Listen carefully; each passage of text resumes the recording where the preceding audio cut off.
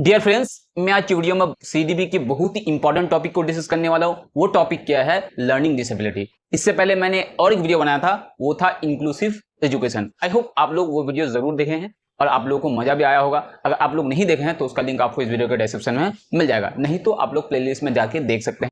तो चलिए आज की वीडियो को हम शुरू करते हैं। लर्निंग डिसेबिलिटी क्या है, इससे क्या क्या इफेक्ट पड़ता है लर्निंग पे, किसी भी स्टूडेंट्स के, किसी भी बच्चों के लर्निंग पे क्या इम्पैक्ट करता है, क्या इफेक्ट पड़ता है, वो भी डिस्कस करेंगे। और क्या क्या लर्निंग डिसेबिलिटी है, लर्निंग डिसेबिलिटी क्या होता है, इंपेयरमेंट क्या होता है, सारी चीज इस वीडियो हम लोग डिस्कस करने वाले हैं। और मैं सीडीपी के इस टॉपिक को ऐसा नहीं कि ये सीटेट का काम आने वाला है, सीटेट का तो है ही, जितने भी टेट्स है सारे टेट्स के लिए ये जो है अवेलेबल रहेगा।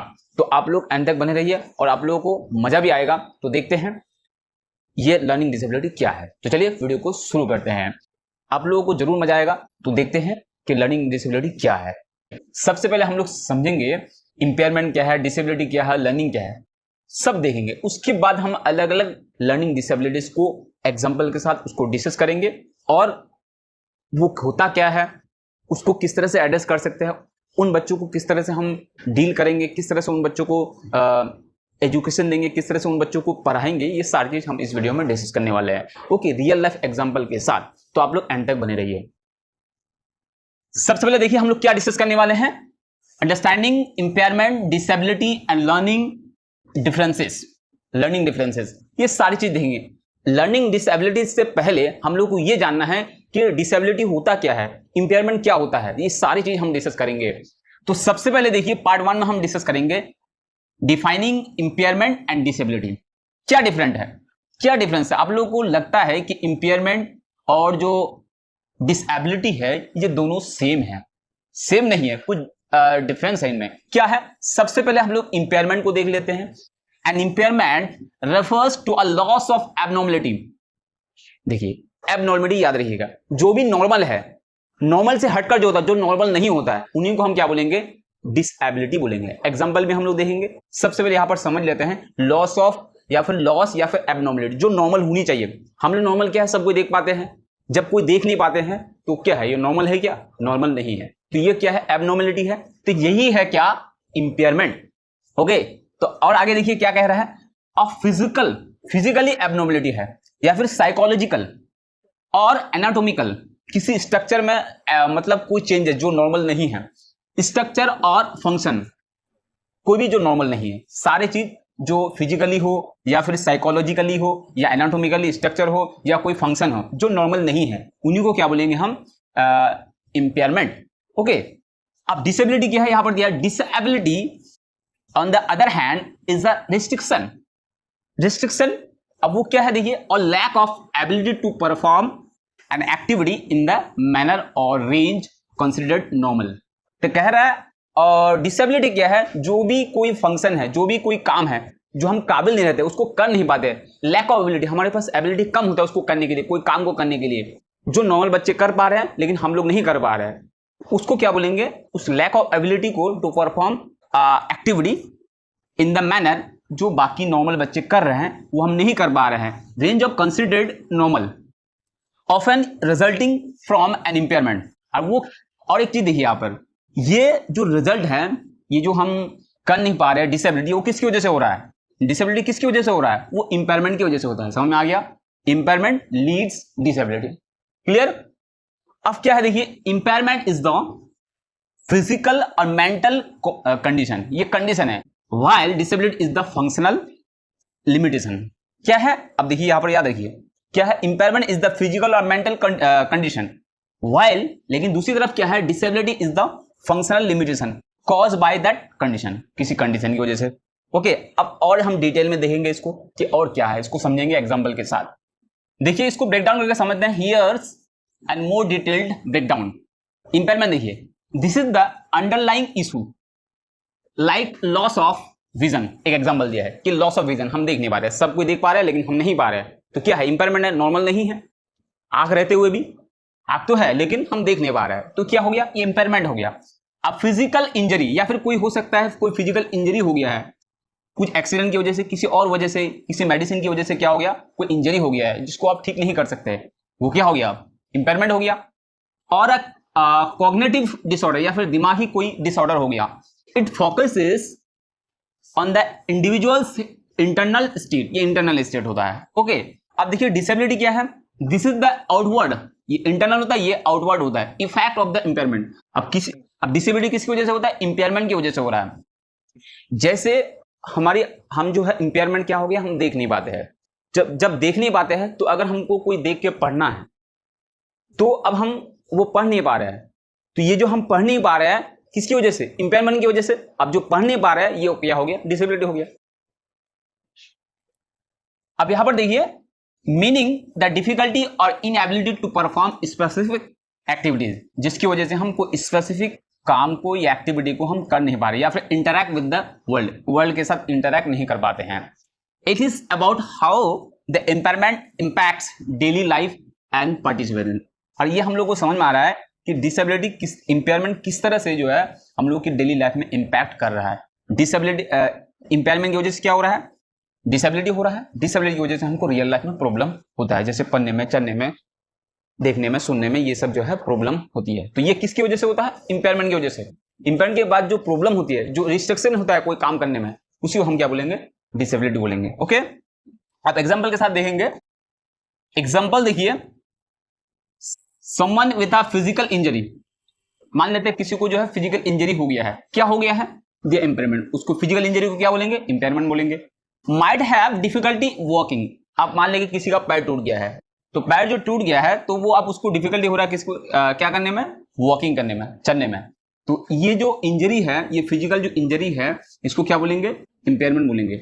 अब फिजिकल इंजरी की वजह से या फिर एबनॉर्मलिटी की वजह से अब वो जो चल नहीं पा रहा है, तो ये हो गया क्या, डिसेबिलिटी। और पार्टिसिपेटिंग इन स्पोर्ट्स, जिसकी वजह से वो स्पोर्ट्स में जो है मतलब पार्टिसिपेट नहीं कर पा रहा है। Similarly someone with a mental illness, और एग्जांपल दिया है कि किसी को मेंटल इलनेस है, दिमागी कोई बीमारी है, तो ये जो दिमागी बीमारी है ये क्या हो गया, इम्पेयरमेंट हो गया। Might struggle with a certain cognitive task और social interaction, the disability.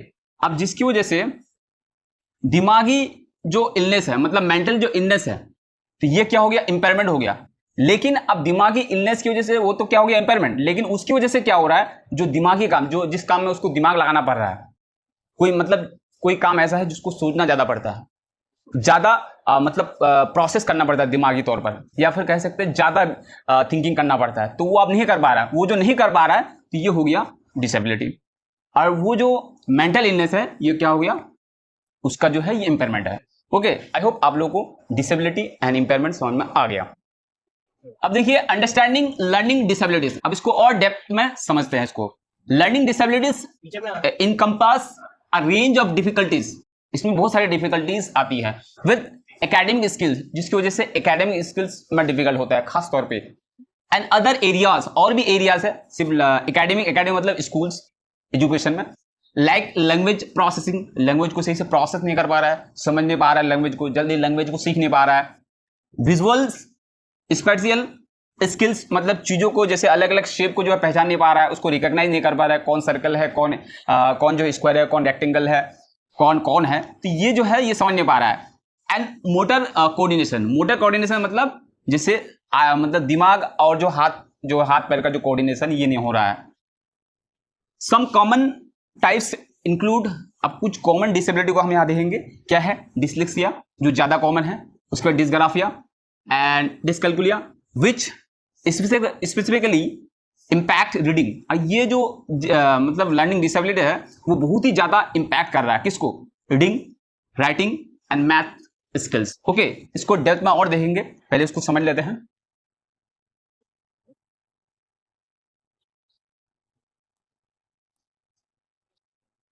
Additionally conditions like auditory processing, और भी है ऑडिटरी प्रोसेसिंग जो सुन नहीं पा रहा है, सुन के समझ नहीं पा रहा है, डिसऑर्डर वो भी एक है। लैंग्वेज प्रोसेसिंग डिसऑर्डर, ये भी डिसलेक्सिया ये भी मतलब डिसेबिलिटीज में आते हैं। उसके बाद and non verbal learning disorder, non verbal learning disorder मतलब कोई चीज अगर हम दिखा के उसको सिखा रहे हैं तो वो जो है उसको प्रोसेस नहीं कर पा रहा है। Can also present as learning disability, ये भी लर्निंग डिसेबिलिटी में आते हैं, लेकिन जो पहले हम लोग डिस्कस किए वो ज्यादा मतलब है, उसका मतलब स्पेशल एग्जांपल है। Here's a more detail look at some common types of learning disabilities. एक एक करके हम देखेंगे। अब देखिए डिसलेक्सिया क्या है, एक एक करके इसको डेप्थ में डिस्कस करते हैं। तो डिसलेक्सिया मतलब जिसको रीडिंग में प्रॉब्लम है, पढ़ने लिखने में प्रॉब्लम है। डिफिकल्टी विथ रीडिंग, जिसको रीडिंग करने में डिफिकल्टी है, इंक्लूडिंग डिकोडिंग वर्ड्स को डिकोड नहीं कर पा रहा है, जैसे वर्ड्स को जो है 100 पढ़ रहा है, ओके, बी को जो है डी लिखता है, तो ये हो गया डिसलेक्सिया। उसके बाद देखिए साउंडिंग आउट लेटर्स की जो साउंड है उसमें उसको दिक्कत हो रहा है, किसके साउंड क्या है। एंड अंडरस्टैंडिंग रिटर्न, और क्या दिक्कत होता है, रिटर्न लैंग्वेज को समझने में, रिटर्न लिखे हुए लैंग्वेज को समझने में और भी उसको प्रॉब्लम होती है। ये हो गया डिसलेक्सिया। अब देखेंगे डिसग्राफिया। ग्राफ का मतलब होता है लिखना, तो जिसको लिखने में प्रॉब्लम है। डिफिकल्टी विद राइटिंग, जिसको राइटिंग में जो है प्रॉब्लम है, including handwriting, spelling and organising thoughts into written form, और जो वो सोच रहा है उसको रिटर्न में नहीं लिख पा रहा है, मतलब लिख नहीं पा रहा है उसको, मतलब थॉट्स को लिख नहीं पा रहा है, वो तो हो गया। अब देखिए डिसकैलकुलिया। कैलकुलिया मतलब कैलकुलेशन किस में आता है, मैथ्स में आते हैं। तो डिफिकल्टी विथ मैथ, अब मैथ से रिलेटेड जो भी कॉन्सेप्ट है वो आ जाएगा किसमें, डिसकैलकुलिया में। मैथ जो कॉन्सेप्ट है उसको समझ नहीं पा रहा है, अंडरस्टैंडिंग नंबर को नहीं समझ पा रहा है, एंड परफॉर्मिंग कैलकुलेशन, ओके, जो फेस वैल्यू प्लेस वैल्यू है उसमें भी ये दिक्कत होगा। अब मैथ में और एक चीज क्या है, लॉजिक एंड रीजनिंग, ये भी डिसकैलकुलिया में होता है, मतलब उसमें जो है लॉजिक और रीजनिंग में भी उसको भी प्रॉब्लम होता है। उसके बाद देखिए क्या है,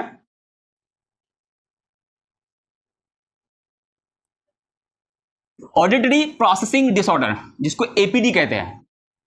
difficulty understanding and processing spoken language, जो बोले जाते हैं, जो लैंग्वेज बोले जाते हैं, लिखा नहीं जाता, सिर्फ बोला जाता है। बोल के कोई चीज अगर बोलता है कोई आदमी तो उसको जो है प्रोसेस नहीं कर पाते, उसको समझ नहीं पाते कि क्या बोल रहे हैं। Even when hearing is not impaired, लेकिन सुन पा रहा है, लेकिन तब भी जो उसको समझ नहीं पा रहा है, कोई इंपेयरमेंट नहीं है कि वो सुन नहीं पा रहा है, सुन पाते अच्छी तरह से, लेकिन तब भी उसको प्रोसेस नहीं कर पाते कि क्या बोल रहे हैं। तो ये आता है ऑडिटरी प्रोसेसिंग डिसऑर्डर, शॉर्ट में बोलेंगे एपीडी। नेक्स्ट देखिए लैंग्वेज प्रोसेसिंग डिसऑर्डर, जिसको लैंग्वेज में प्रॉब्लम है, कोई नई लैंग्वेज जो है उसको सीख नहीं पाते, उसको समझ नहीं पाते हैं, इसको बोलेंगे LPD, language processing disorder. Difficulty with understanding और एक्सप्रेसिंग लैंग्वेज, इसको लैंग्वेज में दिक्कत है, तो यहां पर ऐसे समझ आ रहा है लैंग्वेज। इंक्लूडिंग स्पीकिंग, चाहे वो बोलते हैं या फिर रिटन फॉर्म में हो, या रीडिंग एंड लिसनिंग, ये चारों चीज में प्रॉब्लम होता है।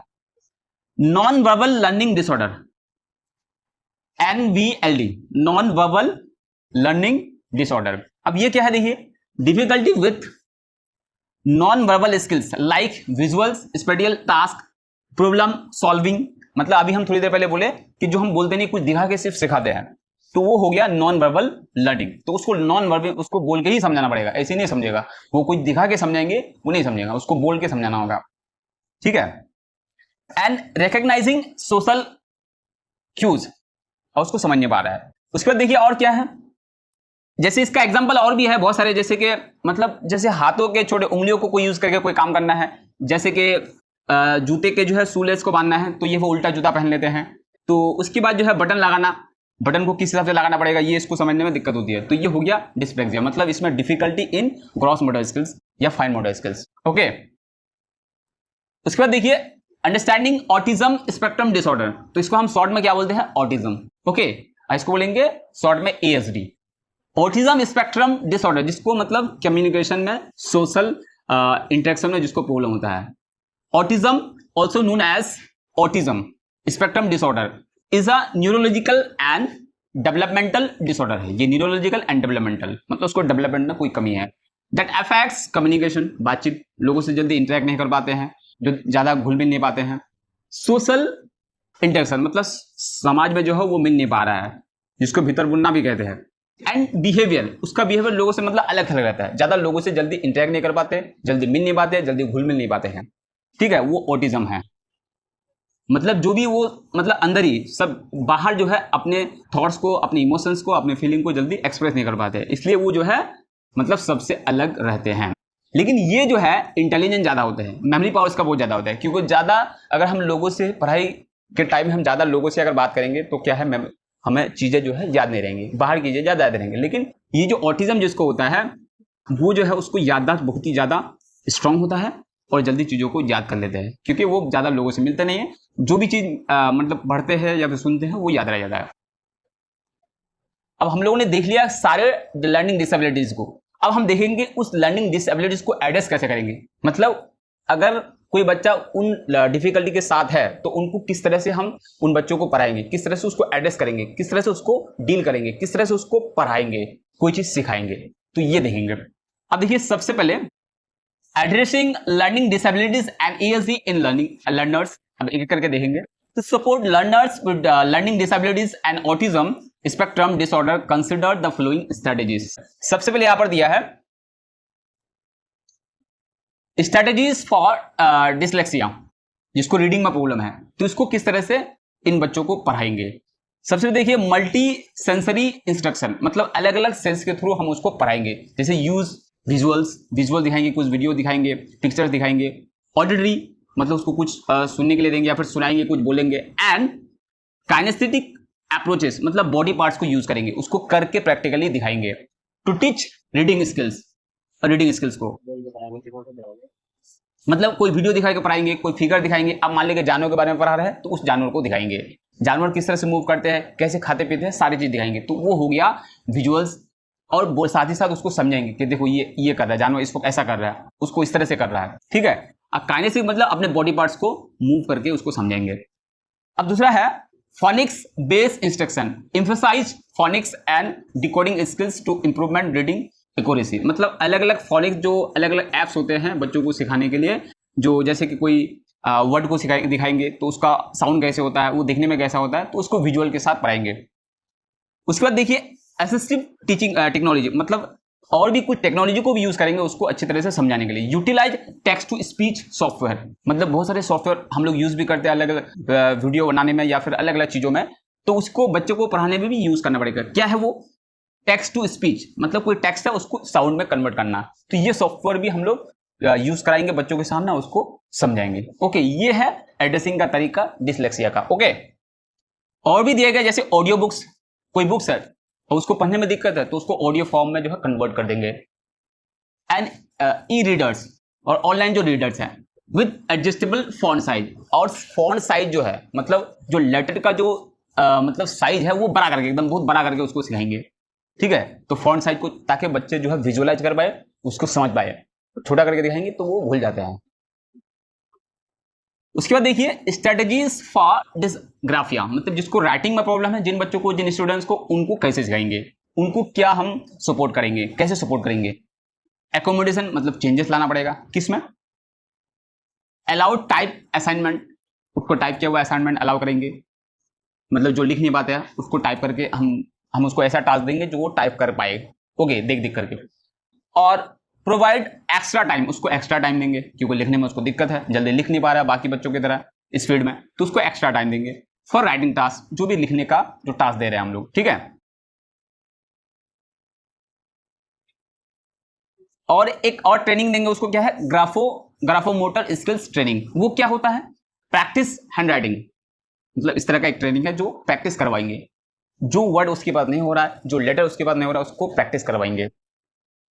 टाइपिंग प्रैक्टिस करवाएंगे। And other fine motor skill, जो भी हाथ का काम है, ठीक है, उसको उस तरह का टास्क उसको प्रैक्टिस करवाएंगे।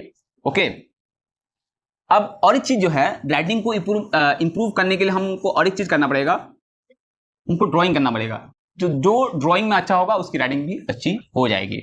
तो इसलिए हम लोग छोटे बच्चों को क्या करते हैं, छोटे क्लास में जो है ड्राइंग्स देते हैं, ड्राइंग बुक्स होते हैं, तो उसको ड्राइंग सिखाते हैं। अगर ड्राइंग्स में उसको मजा आएगा तो अगर वो अच्छा बेहतर होगा ड्राइंग में, तो राइटिंग उसकी अपने आप जो है अच्छी हो जाएगी। तो इसलिए यहां पर बोला गया है अलग अलग चीजें प्रैक्टिस करेंगे।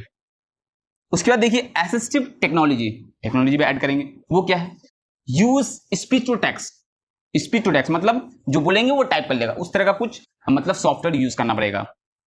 राइटिंग एड्स, जो लिखे हुए उस कुछ चीजों को समझाएंगे। ग्राफिक ऑर्गेनाइजर्स, ग्राफिक जो डिजाइन है उस तरह से उसको समझाएंगे। ओके, मूवमेंट वाला जो लेटर सिखाएंगे ताकि वो लिख पाए। उसके बाद देखिए स्ट्रेटेजीज फॉर डिस्कैलकुलिया, जो मैथ में जिसको प्रॉब्लम है उसको कैसे समझाएंगे, उसको किस तरह से पढ़ाएंगे। विजुअल एड्स, दिखाएंगे, कुछ वीडियो फॉर्म में दिखाएंगे। यूज विजुअल रिप्रेजेंटेशन, सब वीडियो में, वीडियो के थ्रू, एनिमेशन के थ्रू उसको समझाएंगे। सच एज नंबर, जैसे कि नंबर को है, नंबर लाइंस को, चार्ट्स को विजुअल के हिसाब से समझेंगे। And graphs to illustrate mathematical concept, mathematical concept को सिखाने के लिए उसको विजुअल्स दिखाएंगे, कुछ रिप्रेजेंटेशन दिखाएंगे, या फिर कह सकते हैं एनिमेशन दिखाएंगे।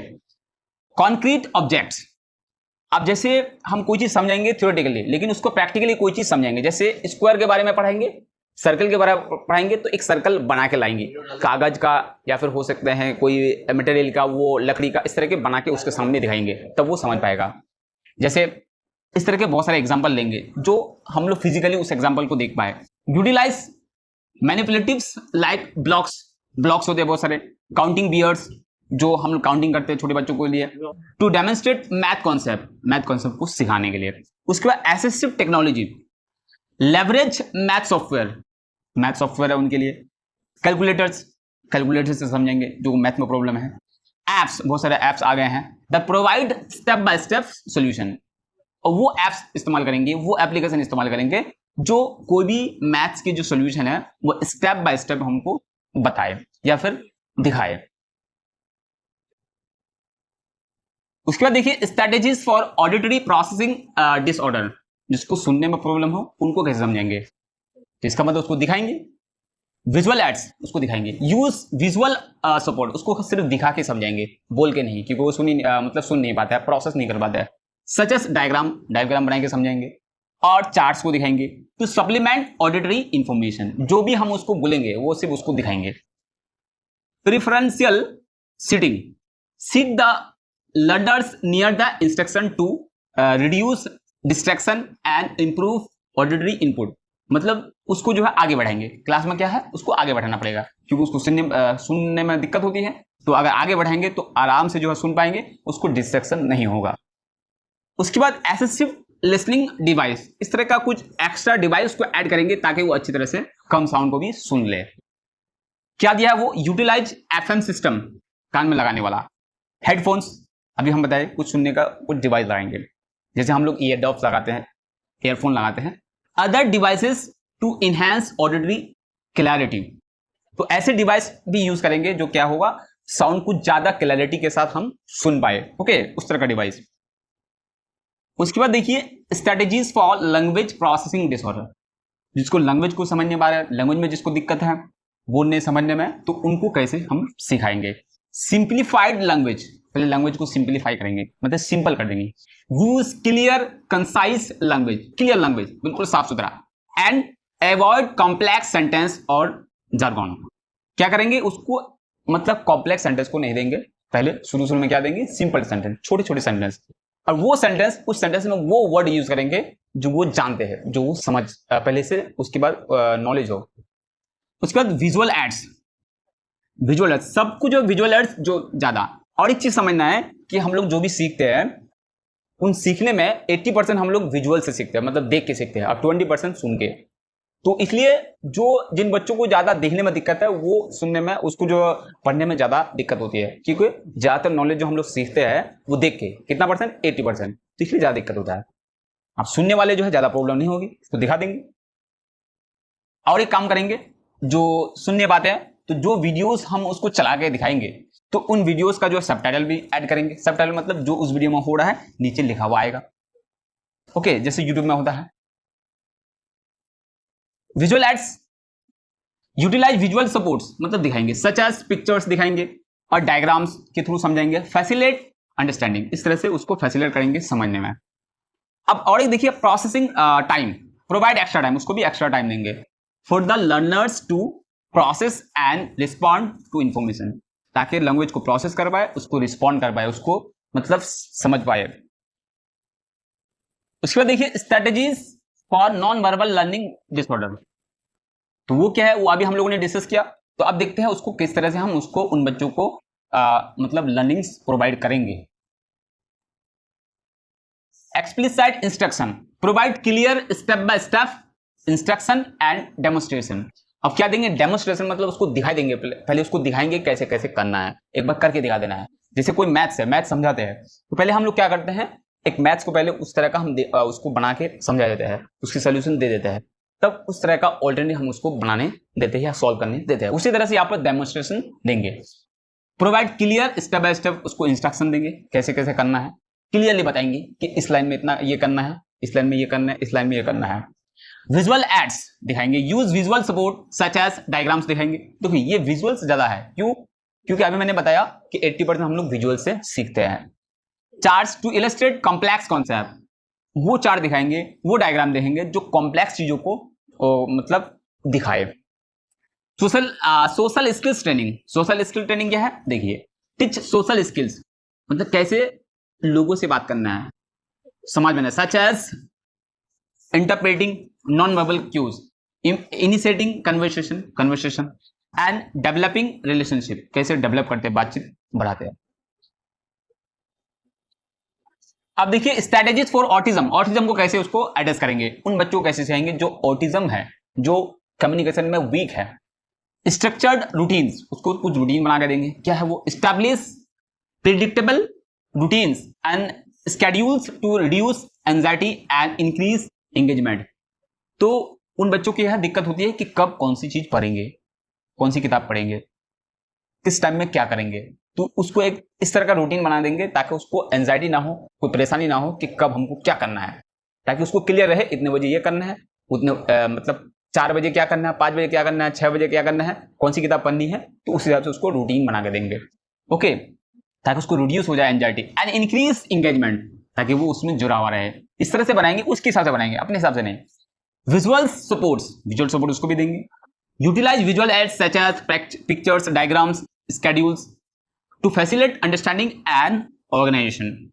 उसके बाद देखिए सेंसरी एकोमोडेशन, जैसे कि प्रोवाइड सेंसरी फ्रेंडली एनवायरनमेंट, उसको अच्छा सा एनवायरनमेंट देंगे, ऐसा नहीं कि उसको बुलिंग करेंगे। Such as reducing noise, class में उसको नॉइज ऐसा करेंगे, क्लास को शांत बनाएंगे, नॉइज ना हो। लेवल्स और प्रोवाइडिंग फिजेट टॉयज। उसके बाद देखिए social skills training, teaching social skills, उसको सोशल स्किल्स सिखाएंगे, कैसे बच्चों से बात करें, कैसे फ्रेंड से बात करें। Such as initiating conversation, maintaining eye contact, जैसे किसी से बात करेंगे आई कॉन्टैक्ट मेंटेन रहना चाहिए। And developing relationships. 5 नंबर देखिए individualised support, provide tailored support and accommodations to address the learners unique needs and strength। तो हम लोगों ने देखा कि अलग अलग डिसेबिलिटीज रिलेटेड जो बच्चे हैं, जो स्टूडेंट्स हैं, उसको किस तरह से हम एड्रेस करेंगे, किस तरह से उसको सिखाएंगे, किस तरह से उसको लर्निंग में सपोर्ट देंगे, किस तरह से उसको इंप्रूवमेंट करेंगे उसके लर्निंग को, अलग अलग सपोर्ट देंगे, अलग अलग चीजें यूज करके। जिन बच्चों को जिस तरह की प्रॉब्लम है उनको उसी तरह से समझेंगे जिस तरह से वो समझने में जो है उसको आसानी हो। और ये चीज समझना है कि जो हम लोग का सेंस ऑर्गन कितने हैं, 5 है, तो अगर इनमें से एक जो है इंपेयरमेंट हो जाता है तो बाकी चीजें क्या है वो ज्यादा स्ट्रांग हो जाते हैं। जैसे हम लोगों ने देखा, मान लेते हैं कोई जो है देख नहीं पाते हैं, तो इसका मतलब क्या है, वो सुन करके वो ज्यादा कर पाएंगे, जो नॉर्मल है उन लोगों से ज्यादा अच्छा कर पाएंगे, सुन पाएंगे चीजों को, ठीक है, और सुन करके टच करके वो ज्यादा जो है अच्छी तरह कर पाएंगे, टच करके बोल देंगे ये चीज है, ये वो है, ठीक है। उस हिसाब से हम उसको चीजों को पढ़ाएंगे ताकि वो कर ले। तो आज हम लोग डिस्कस किया लर्निंग डिसेबिलिटी क्या है, इंपेयरमेंट क्या है, सारी चीज हम लोगों ने इस वीडियो में डिस्कस किया। अलग अलग डिसेबिलिटीज को भी डिस्कस किया, इंपेयरमेंट को भी डिस्कस किया, उसको कैसे एड्रेस करेंगे, सारी चीज इस वीडियो में हम लोगों ने डिस्कस किया। तो आई होप आप लोगों को समझ में आ गया होगा। तो मिलते हैं बहुत जल्द नेक्स्ट वीडियो में।